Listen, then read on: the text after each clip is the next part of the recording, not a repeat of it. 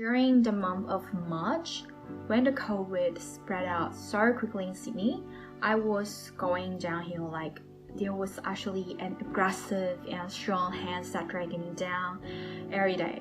And I couldn't get a flatmate since there was no one coming back to Sydney. So being alone physically and feeling the scared and loneliness really shut me down. And I remember there was some days when I was in my lowest point and I just couldn't do anything. I didn't want to get out of my bed in the morning, didn't even know if I should eat during the day, and I didn't want to go to sleep at night.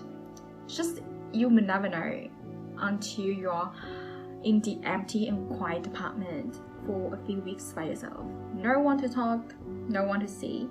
Just, you don't even feel the presence of yourself.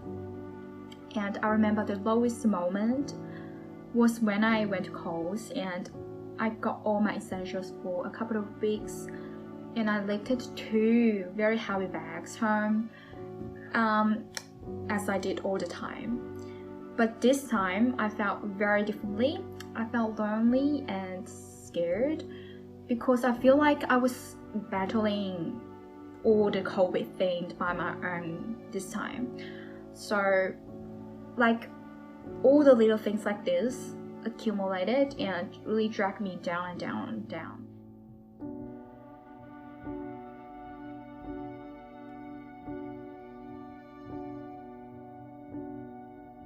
When I was in my homeland, I was surrounded by true sense of belonging, home and family. However, studying abroad for nearly 6 years right now, I have never really able to pick it up. Like, the lack of security and belonging was invisible when everything is going normally. But when the pandemic hit in, like, the void deep down in my heart was suddenly uncovered.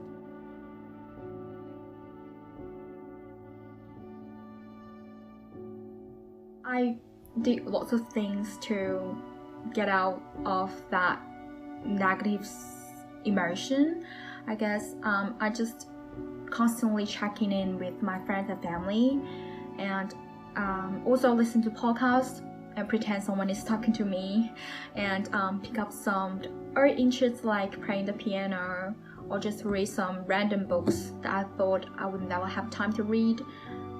The thing is, when I was down normally without like the COVID situation, I will just go to the gym or like I will go out with my friends. But under the COVID condition, I just couldn't do this. So I'm just trying to think other ways to try to get out of it. But yeah, it didn't really help. And also, like, if you are down for just 1 or 2 days, it's totally fine because you will get onto something else very quickly. Like, you need to go out with friends or you need to study, to go to uni, like that. But like, when it is in your lockdown, you are in the dark highway. Like, it's very dangerous, helpless, and even hopeless. My parents suggest me to go to Melbourne to live with my auntie instead of going back to China at the time. It really took me like about 2 weeks to make the decision. I feel like it was my mental breakdown, like a monster standing there and forcing me to make the decision. Like, you go quickly make the decision. And after I moved in with my aunties, surprisingly, my condition slowly turned to a positive direction. Living here just means I got to enjoy homemade meals every day, got to talk to my cousins, got to go grocery shopping with my auntie, got to cook for the family, and the most important thing is got to get rid of the emptiness of being just by myself. And the sense of stability really allow me to focus on my study. I don't really need to worry about any other annoying trivia. It is magical. Everything just heals when it comes to the right place. After all those ups and downs, I've learned so much about myself. The first thing is how important is family to me or to my mental health. say a scale 1 to 10, I would definitely rate 11. It is the most important factor to my mental health. My mind settles when I think about my family. It never fails. Another thing that I learned from the lockdown when I lived alone was, yes, we need to be independent, but it is also fine to be vulnerable when the hard time comes.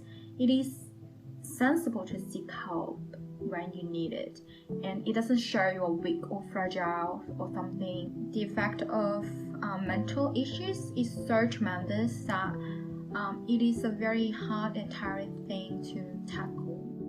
Calm down, and this is a chance to live your new life.